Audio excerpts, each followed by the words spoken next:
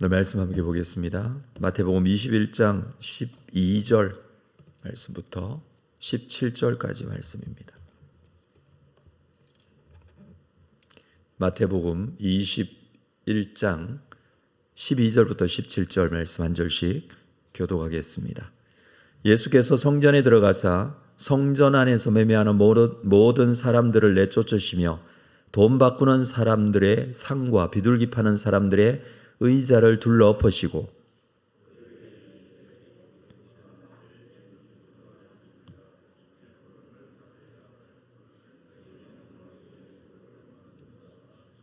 맹인과 전원자들이 성전에서 예수께 나오매 고쳐주시니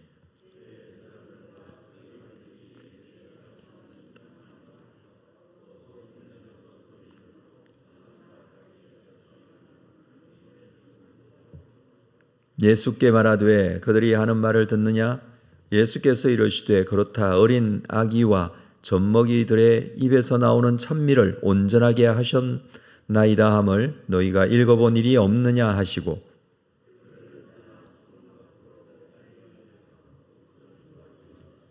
아멘. 예수님께서 나귀를 타시고 예루살렘으로 들어가신 후에 성전에 들어가셨습니다. 12절에 보면 성전에 들어가사 성전 안에서 매매하는 모든 사람들을 내쫓으시며 돈 바꾸는 사람들의 상과 비둘기 파는 사람들의 의자를 둘러 엎으셨다라고 합니다.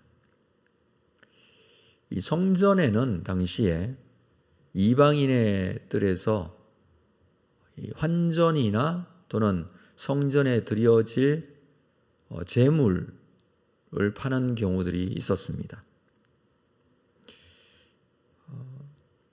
돈 바꾸는 사람, 환전상들, 이 사람들은 이제 보통 사회에서 유대인의 사회에서 통용되었던 로마의 동전이나 또는 헬라 화폐들 이러한 돈을 성전 세겔로 환전해 주었습니다. 성전 세겔은 두로 은전을 성전에 낼 수 있는 성전 세겔로 사용을 했습니다. 이 성전세라는 것은 유대인이면 누구나 다 1년에 반 세겔씩 성전세로 내야 합니다. 그러나 그 성전세로 내야 될 동전은 두로 세겔을 내야 하기 때문에 성전에 와서 주로 성전 세금을 환전해서 내는 경우들이 거의 대부분이었기 때문에, 그리고 이제 이 환전이 주로 성전 뜰에서 이루어졌기 때문에 제사장들이나 또는 레위인들이 이 일을 맡아서 하기도 했습니다. 디아스포라 유대인 같은 경우에는 단체로 함께 환전을 했기 때문에 큰 돈을 가져와서 함께 내야 될 성전세의 많은 돈의 양을 환전해 가기도 했습니다. 그래서 이 환전이 성전 안에서 좀 활발하게 이루어지고 있었던 그런 상황이었는데 예수님께서는 이 환전상을 둘러 엎으셨다라고 합니다.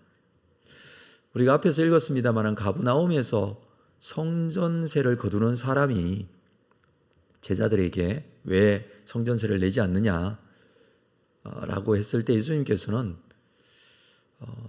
성전세를 내지 않아도 된다라는 그런 당연한 말씀을 하셨지만, 그러나 그 세금을 거두는 사람을 위해서라도 지금은 성전세를 내야 한다는 입장에서 베드로에게 물고기 입에서 한 세겔을 가져다가 너와 나를 위해서 성전세를 내라고 그렇게 말씀을 하셨죠.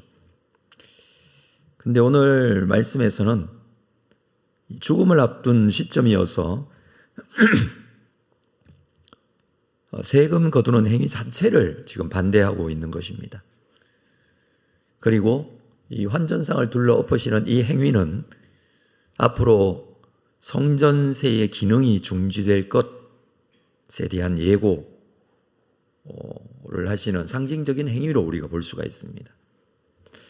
비둘기 파는 자들의 의자를 둘러보셨다라고 또 기록을 하고 있는데, 새를 제물로 바칠 수 있었습니다. 근데 이 새를 제물로 바치는 경우는 가난한 이들이 드리는 제물이었습니다. 제물을 성전에 바치기 위해서는 검수 과정이라고 있는데 검수되어지는 이 과정에서 그 제물을 굉장히 까다롭게 그렇게 검사를 했습니다. 죄송합니다. 제가 목이 지금 아침에 잠겼는데요.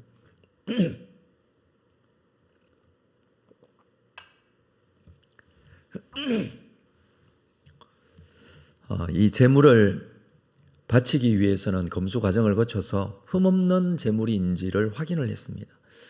그런 과정에서 특별히 비둘기 같은 경우에는 제물이 작고 아주 저렴하기 때문에 가난한 자들이 드렸음에도 불구하고 이 검사하는 제사장들이 까다롭게 이 비둘기를 검사하고 또 그렇게 흠이 있는 것이라든지 문제가 있는 것은 바치지 못하게 하고, 오히려 이 성전에서 파는 비둘기는 이 검수 과정이 까다롭지 않게 하고 뭐 이런 일들이 있어서 어쩔 수 없이 성전에서 파는 비둘기를 사다가 제물로 드리는 경우들이 거의 대부분이었습니다.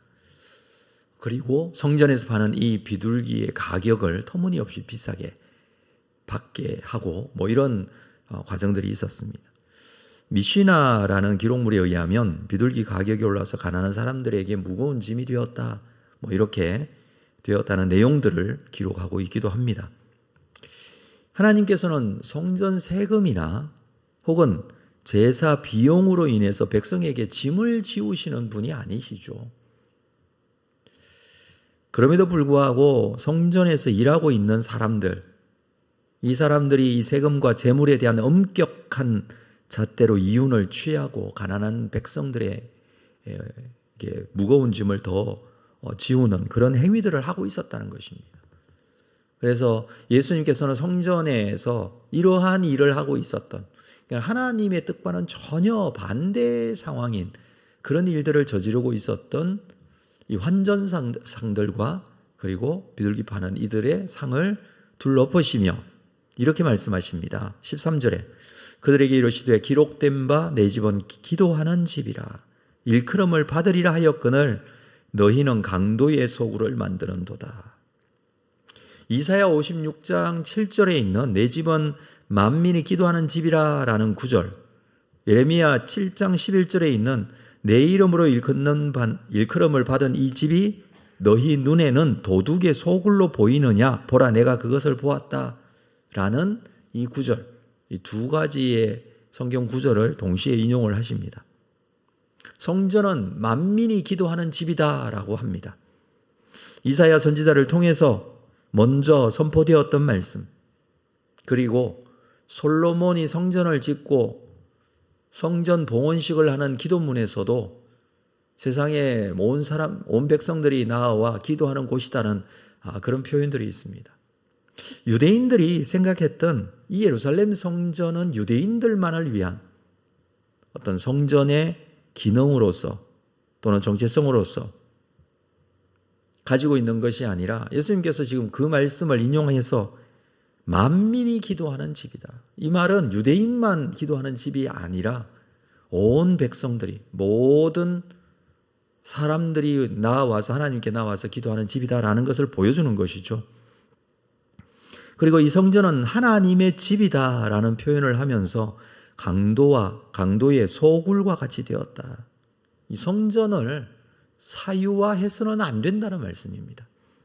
하나님의 임재의 상징이 되는 성전, 그리고 성소와 지성소가 있는 이 성전이 개인의 이익을 위해서 어떤 환전상의 높은 환전 이익을 챙기고 비둘기 파는 자들의 필요 이상의 비용으로 판매하고 이런 이익만을 위하는 행위 자체가 이 성전이 가지고 있었던 의미와는 너무 차이가 난다라는 것입니다. 그게 지금 예수님께서 이 성전을 청결하게 하시면서 한 행위에서 보여주는 문제점들이다라는 것이죠. 예수님께서 오셔서 시작된 하나님 나라, 이 하나님 나라는 앞으로 성전세는 필요가 없는 그런 시대가 될 것입니다. 성전세는 하나님의 백성이 하나님 앞에 생명을 살려주신 것에 대해서 감사하면서 내는 속전세입니다. 출애굽하면서 이스라엘 백성들이 그때부터 이 성전세에 대해서 하나님 앞에 감사의 이 속죄의 의미로 속전을 내는 그런 의미였죠. 그러나 예수님께서 우리를 위하여 대속하셔서 십자가에 죽으시죠. 그리고 우리를 구원하셨죠. 그렇기 때문에 따로 속전을 내는 것이 아니라 예수님께서 하나님과 우리의 관계를 온전하게 회복하셨고 하나님께 나아갈 수 있게 되었고 또 하나님 앞에 자유롭게 나아가 하나님과 깊은 영적인 교제와 관계를 맺어가며 하나님 앞에 감사의 예배를 드리는 것이 우리가 하는 일입니다. 그러니까 성전에서 그동안 드렸던 이 제사는 속죄의 의미가 있습니다. 나를 대신해서 희생 제물을 통해서 우리를 정결하게 여겨주시고 용서하시고 받아주십시오라는 그런 성전에서의 기능이 있었다면 지금 우리가 하나님 앞에 나올 수 있는 이 예배는 구원에 대한 예수 그리스도를 통한 구원에 대한 그 은혜에 감사하는 의미로 드리는 예배, 그것이 우리가 오늘날 교회에서 드리는 예배가 될 것입니다. 자, 그 시대가 되었다라는 것을 지금 예수 그리스도께서 십자가를 지시기 한 주 전에 바로 이 일을 행하시고 계십니다. 이 성전 정화 사건 이후의 내용을 우리가 좀 보도록 하겠는데요. 14절 말씀을 보면 맹인과 전원자들이 성전에서 예수께 나오매 고쳐주시니 15절 대제사장들과 서기관들이 예수께서 하시는 이상한 일과 또 성전에서 소리질러 호산나 다윗의 자손이야 하는 어린이들을 보고 노하여 이 맹인과 전원자들을 예수님께서 고쳐주십니다. 원래 이 부정하게 된 자들이라든지 또는 흠이 있는 자들은 하나님께 가까이 나갈 수 없게 되어 있습니다. 그러나 앞으로 예수께서 보여주시는 새로운 하나님 나라의 시대에서는 오히려 이런 자들을 치유하시고 회복시켜 주시는 그런 모습을 여기서 보여주고 있죠. 호산나 다윗의 자손이야 하는 어린이들이 있었다라고 합니다. 성전에서 이루어지는 앞으로 이루어지게 될 온전한 모습은 이런 찬양과 예배의 모습이다라는 것을 보여줍니다. 그럼에도 불구하고 15절에 대제사장들과 서기관들은 이 일로 인해서 화를 내고 있습니다. 예수 그리스도를 공격하고 오히려 죽이려고 합니다. 맹인들, 다리 전원자들, 어린이들, 이런 이들은 세상에서 약자가 되고 하나님의 은혜가 필요한 자들이죠. 이런 자들을 하나님께서 받아주시고 오늘 본문에서 예수 그리스도께서 그들을 고쳐주시고 회복하시고 그들의 예배를 받으시고 이것이 바로 예수님께서 성전의 모든 기능들을 회복시키시는 그런 모습이다라고 할 수 있습니다. 이전에 종교 지도자들이 가지고 있었던 이 성전의 모습, 환전과 이 판매를 통해서 또는 그 이외의 개인적인 이익을 위하여서 하나님께 나아가 기도하고 예배하고 이 연약한 자들을 치유하고 회복하는 어떤 그런 모습이 아니라 그런 성전의 타락한 모습들을 예수님께서 오늘 회복하여 가시는 그런 모습들로 우리에게 말씀하고 계십니다. 16절에서 이렇게 말씀하시죠. 예수께서 그들에게 말하되 그들이 하는 말을 듣느냐? 예수께서 이르시되 그렇다. 어린 아기와 젖먹이들의 입에서 나오는 찬미를 온전하게 하셨나이다. 함을 너희가 읽어본 일이 없느냐? 시편 8편의 말씀을 인용하고 있습니다. 성전에서는 연약하고 하나님의 은혜가 필요한 사람들을 치유하시고 회복하시는 이 예수님의 사역과 종교 지도자들의 예수님을 죽이려는 시도가 극명하게 성전에서 대비되고 있습니다.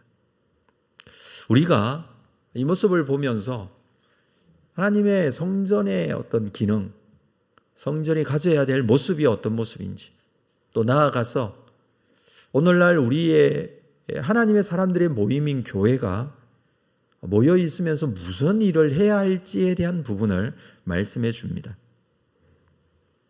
이 하나님의 교회도 하나님의 긍휼과 은혜를 노래하고 감사하고 찬미하는 그런 예배가 온전하게 이루어져야 되고, 그곳에서 하나님의 치유하심과 회복의 놀라운 은혜가 우리 성도들에게 경험되어지고 또 고백되어지는 그런 장소가 되어야 한다라는 것입니다. 앞으로 교회 공동체가 하나님의 은혜로 회복되어지는, 하나님의 긍휼하심을 입는 그런 놀라운 은혜가 우리에게도 있기를 바라고, 또 이 일을 위하여 우리가 함께 거룩한 하나님의 백성으로서 서로에게 쓰임받고 또 사용되어지는 그런 은혜가 우리 모두에게 있기를 주님의 이름으로 축복합니다. 기도하겠습니다. 거룩하신 아버지 하나님, 예수님께서 회복하시는 성전의 모습을 보며 우리 교회가 어떻게 나아가야 될지를 하나님의 말씀을 통해서 나누게 하심을 감사합니다. 하나님께서 우리에게 주신 이 교회로서의 온전한 모습, 그 기능을 잘 갖춰가게 하시고 회복해 나갈 수 있도록 하나님 은혜를 더하시고 인도하여 주시기를 원합니다. 주께서 이루실 하나님의 나라의 온전한 모습이 하나님의 교회에서 이루어질 수 있도록, 그리하여 이미 시작된 하나님 나라, 그 하나님 나라를 믿음으로 바라보고 소망하며 결국에는 하나님께서 우리를 하나님 나라에서 완성하시고 인도해 가실 것에 대한 믿음 놓치지 않고 이 땅에서 믿음으로 승리하는 자들이 될 수 있도록 함께하여 주실 줄로 믿습니다.